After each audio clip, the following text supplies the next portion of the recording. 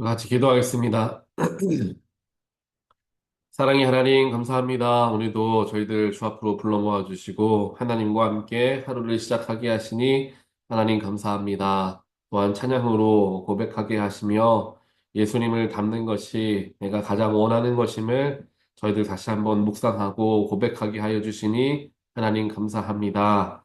내가 바라고 내가 원하는 것 수없이 많지만, 그 모든 것의 목표와 목적은 예수님을 닮아가는 것, 예수님의 뜻을 이루는 것임을 저희들 늘 잊지 않게 하여 주시어서 그 목표가 흔들리지 않는 상황 속에서 주님을 따라가는 우리 예수님의 제자들 되어질 수 있도록 하나님께서 저희들 가운데 함께 하여 주시옵소서. 우리의 삶에 있는 수많은 문제들과 또한 염려들 혹은 기도의 제목들 주여 있습니다. 하나님께서 우리 가운데 함께 하시고 성령으로 그 모든 일들을 합력하여 선을 이루게 하여 주시옵소서. 그래서 우리의 삶에 하나님의 능력이 나타나게 하시고 나의 삶을 마지막 순간까지 인도하시는 분은 우리 주 예수 그리스도 한 분이심을 저희들 느끼며 평안함을 누리며 살아가는 우리의 삶이 될 수 있도록 하나님께서 저희들 가운데 함께하여 주시옵소서. 오늘 우리에게 주신 하나님의 말씀을 듣습니다. 하나님께서 그 말씀을 우리가 묵상하는 가운데 우리에게 꼭 필요한 말씀 허락하여 주시고 그 말씀을 통하여 나의 마음의 변화가 있게 하시고 나의 삶의 변화로까지 연결되어지는 놀라운 말씀 될 수 있도록 하나님 축복하여 주시옵소서. 이 모든 말씀 예수 그리스도 이름으로 간절히 기도합니다. 아멘. 하나님 말씀 함께 보겠습니다.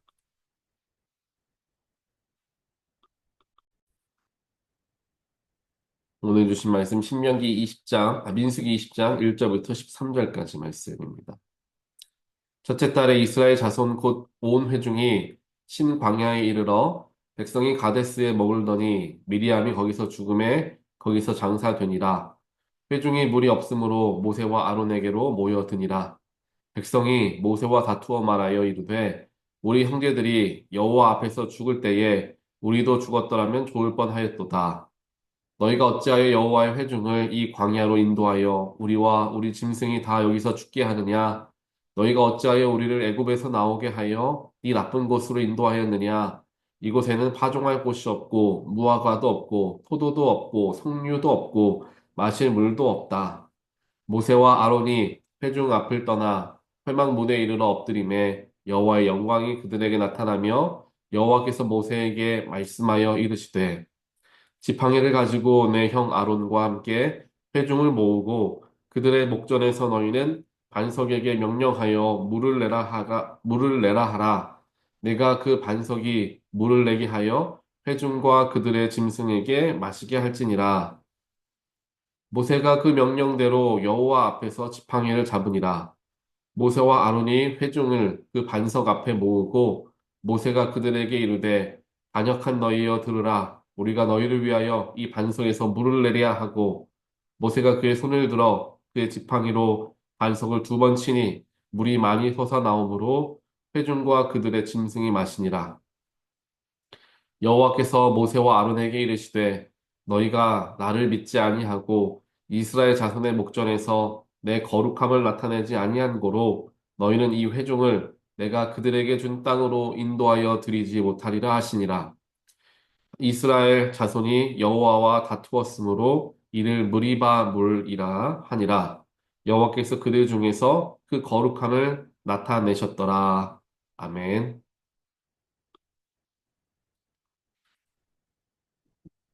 네, 우리에게 허락하여 주신 말씀, 우리 민수기 20장 말씀입니다. 우리 민수기 20장 말씀을 통해서 하나님께서 우리에게 하시고자 하는 말씀들을 한번 묵상하는 시간을 갖기를 원합니다. 우리 각자가 그 성격, 성향이라는 것을 우리는 가지고 살아갑니다. 이 성격이라는 것이 쉽게 변하지 않죠. 변화시켜 보려고 많은 노력을 기울여도 변화되지 않는 변화가 잘 되지 않는 것이 이 성격 또 성향이 될 수 있습니다. 이것은 하나님을 믿는 사람이든 믿지 않는 사람이든 동일합니다. 하나님을 잘 믿으면 사람이 완전히 변해가지고 선한 사람으로 바뀌게 되지 않나라는 생각 우리도 많이 해보잖아요. 그러면서 기도도 저 역시도 많이 해봤습니다. 제 성향, 제 부족함, 제 성격 하나님께서 고쳐주셔서 더 선하게 하나님께 쓰임받게 해달라는 기도 드려본 적이 많이 있죠. 하지만 그게 쉽게 되지 않는 것을 그때그때 경험하게 됩니다.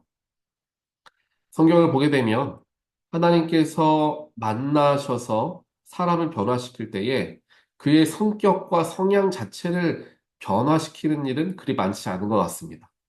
그의 삶의 자세와 그가 바라보는 그 지향점들을 바꾸심을 통해서 그가 하나님의 섭리하심의 안으로 들어오게 초대하시는 거지. 이 사람의 성격을 완전히 확 뒤바꿔가지고 그 성격을 하나님께서 이렇게 사용하시는 일들은 성경에는 많이 나와 있지 않다라는 생각을 어느 순간 하게 되었던 적이 있습니다. 사도 바울을 보더라도 그가 열심을 내었기 때문에 유대인들 중에 그리스도인들을 잡아 죽이려고 했잖아요. 하지만 그가 예수님을 만난 이후에도 비록 그리스도인들을 잡아 죽이려고 하는 것으로부터는 돌아섰지만, 즉 방향성을 바꾸었던 거죠. 그리스도 복음을 전하려는 것에는 예전과 같이 뜨거운 열정을 가지고 그는 평생을 살아갑니다. 그러니까 그의 성격은 그리 변하지가 않았던 거예요. 바라보는 것이 달라진 거죠.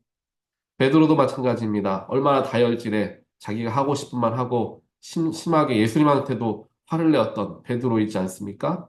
하지만 그랬기 때문에 그 믿음의 자세가 또 삶의 방향성이 바뀌게 되니까 예수를 믿는 믿음이 굳건해지게 되었던 것을 우리가 보게 되는 거죠. 성경에도 이와 같이 수많은 인물들이 자신의 성격과 성향에 따라서 하나님께 쓰임을 받는데 그 삶이 변화되어지는 과정은 무엇이 진리인가, 무엇이 진짜 내가 붙들어야 되는 것인가를 깨달아가는 과정 속에서 그의 삶들이 조정되어지더라라는 것을 우리가 본다라는 것입니다. 사실 여기 지금 모여 계신 저를 포함 8명 정도 좀 모여 계시는데요. 요즘에 조금 이제 새벽 예배 참여율이 좀 저조해지는 것 같은데, 우리 이 자리에 계신 분들은 항상 나오시는 분들이시잖아요. 항상 이 새벽의 시간 되면은 잠에서 깨셔서 이 줌 링크 하셔서 예배에 들어오시는 습관이 들어 계신 분이세요. 그래서 아마 여러분들에게 제가 내일부터 새벽 예배 나오지 마세요라고 해도 나오실 분들이라는 것을 제가 알고 있습니다. 그렇게 우리가 습관적으로 새벽 예배에 들어올 수 있게 되는 것도 하나님의 은혜죠. 그 거룩한 습관이 내 몸에 배게 하셨기 때문이죠. 또 이렇게 매일같이, 물론 어느 때는 좀 피곤해 못 이겨서 말씀이 그냥 기억이 나지 않을 때도 있지만, 또 그래도 10번 중에 몇 번이라도 새벽에 선포되어진 말씀이 기억이 나서 내가 오늘 하루를 살아가는데 힘이 된다면 그게 얼마나 큰 축복이 되겠느냐라는 거예요. 새벽 예배 정기적으로 참여하지 못하게 됐을 때는 주일 예배 뭐 이런 예배들만 통해서 하나님 말씀을 대하는데, 새벽마다 나오시니까 여러분들은 일주일 내내 하나님 말씀을 일단 가까이 하시는 훈련들이 되 계신 분들이다라는 거예요. 이러한 우리들의 일상의 노력들이 굉장히 중요하다라는 것을 알 수가 있습니다. 왜냐하면 하나님께서 우리를 한 번에 한 사건으로 완전히 뒤집어 가지고 우리를 변화시키시면 너무나 좋겠지만, 많은 경우에 우리의 삶의 여러 일들을 통해서 조금씩 조금씩 서서히 변화시키는 것이 하나님께서 우리에게 하신 방법 중에 보편적인 방법이다라고 우리는 생각을 해볼 수가 있다라는 거예요. 그렇다면 매일같이 말씀을 가까이 하는 사람과 그렇지 않은 사람과의 차이가 분명히 날 수밖에 없다라는 거죠. 그래서 내가 얼마나 변했을까? 얼마나 내가 하나님 말씀 듣는다고 내 삶이 변화되나? 라는 생각과 마음이 들 수도 있지만요. 나도 모르는 사이에 조금씩 조금씩 변화되어지는 것을 어느 순간 우리가 발견하게 된다라는 거예요. 그래서 매일 주일 새벽 예배에 자리를 지키시고 말씀을 들으시면서 하나님께 더 가까이 가려는 그 수고와 노력을 하나님이 다 보고 계시고 다 기억하시니까요. 여러분들 힘을 내셔서 더 말씀의 가운데로 나아오시는 분들 되시기를 주님의 이름으로 간절히 축원드립니다. 오늘 모세를 보게 되면 그 모세의 나이가 굉장히 이제 노년에 이르러 죽기가 얼마 남지 않았을 그런 시기인데도 불구하고 그에게 아직도 혈기가 남아 있었던 걸 봅니다. 이 혈기라는 것이 뭐 즉 나쁜 말로 표현하니까 혈기라고 하지만 그 마음에 뭔가 그 사람에게 뜨거운 열정 있는 사람들이 있잖아요. 뭔가 말을 하더라도 강하게 이야기하고 진취적이고 조금 더 그런 개방적인 사고방식을 가진 사람들이 있잖아요. 근데 모세가 그런 성격의 사람이었던 거예요. 그렇기 때문에 젊은 시절 자기가 실수하기도 하지 않습니까? 물론 미디안 광야에서 40년 동안 하나님께 훈련을 받긴 했지만 그 성향이 완전히 변화되지는 않죠. 그래서 죽음에 가까워 나와 있는 80이 넘은 노인이 그렇게 혈기를 다스리지 못하는 일을 오늘 하는 것을 이제 보게 됩니다. 하나님께서는 이스라엘 백성들을 특별하게 원망하고 불평하죠. 그러한 이스라엘 백성들을 어, 여러 번 탓하기도 하시고 혹은 질책도 하셨는데 오늘 말씀을 봤을 때는 그들을 긍휼히 여기시고 그들의 기도를 들어주시려고 했던 것 같아요. 하나님은. 그래서 모세와 아론을 불러다가 이 바위에서 물이 솟아나게 할 테니까 이스라엘 백성들을 다 모아서 그들과 그들의 짐승이 마실 물을 내가 제공해 주겠다라고 말씀을 하셨습니다. 그런데 여기에서 모세가 화가 난 거예요. 도대체 언제까지 당신들은 하나님께 순종하는 사람으로 변화될 겁니까? 언제 변화될 겁니까? 광야 생활을 우리가 그렇게 많이 해보고 하나님께 불순종해서 수많은 사람들이 죽어나가고 그 모든 일들 또 하나님께 순종했더니 하나님이 놀라운 축복을 함께 하시고 그 모든 걸 다 경험하고 다 봤으면서 언제까지 하나님 불평할 겁니까? 이 모세가 아마 역정이 난 것 같아요. 그래서 그 화가 난 마음에 하나님의 마음을 그 자신의 화가 난 마음 때문에 헤아리지 못하게 됐죠. 하나님은 불쌍한 마음으로, 긍휼한 마음으로 이스라엘 백성들에게 물을 주시려고 했는데 즉 하나님의 대변자인 모세 자신이 본인의 감정에 휩쓸려서 하나님의 그 마음을 가리워 버리게 되었던 거예요. 그래서 화를 내면서 바위를 두 번 지팡이로 치게 되죠. 그로 인하여서 물이 물론 나오기는 했지만 그로 인하여 하나님께 이제 징벌을 받게 되는 이제 모세의 모습을 보게 되면서 우리의 모습도 이와 같을 수 있다라는 거예요.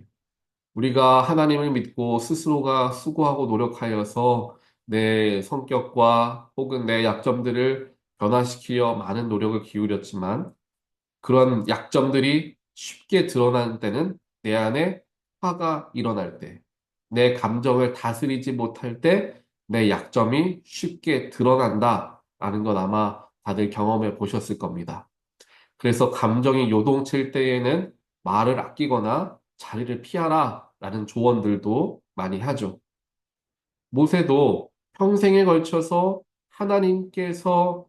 나는 하나님이 말씀하시는 거를 그대로 여과 없이 100% 이스라엘 백성들에게 전하는 하나님의 하나님께 세우신 리더이다라는 생각을 가지고 살아왔을 겁니다.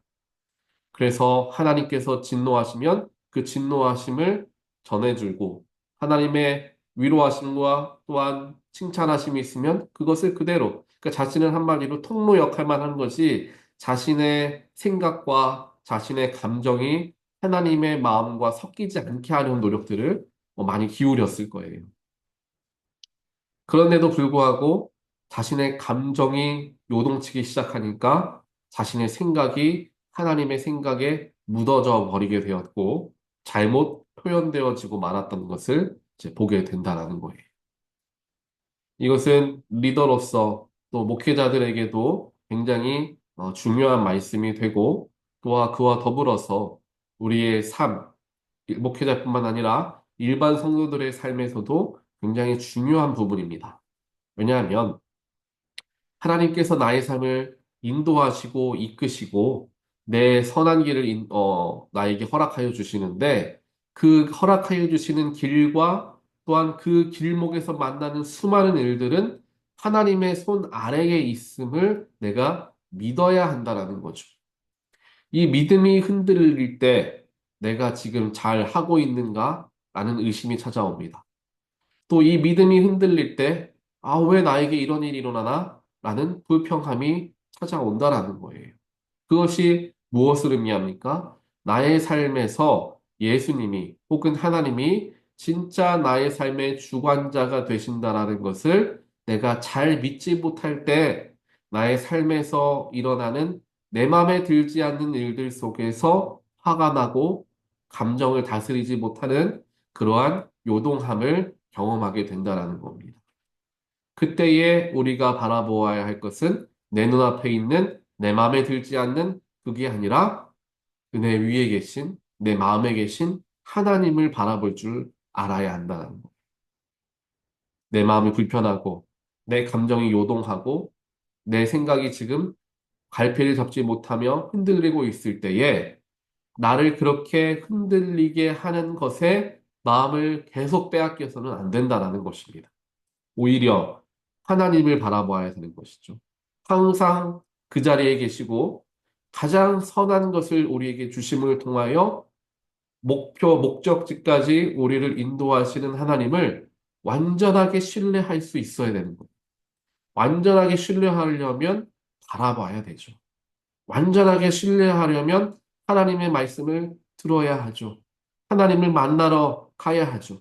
그래서 우리의 일상 중에 드려지는 이 매일의 새벽의 시간, 또 주일 예배 시간, 혹은 여러 말씀을 들을 수 있는 통로들, 그러한 자리들을 사모해야 하고 습관적으로라도 내가 나아감을 통하여 내가 하나님 곁에 좀 머무를 수 있는 시간을 가져야 하는 이유가 여기에 있다는 겁니다.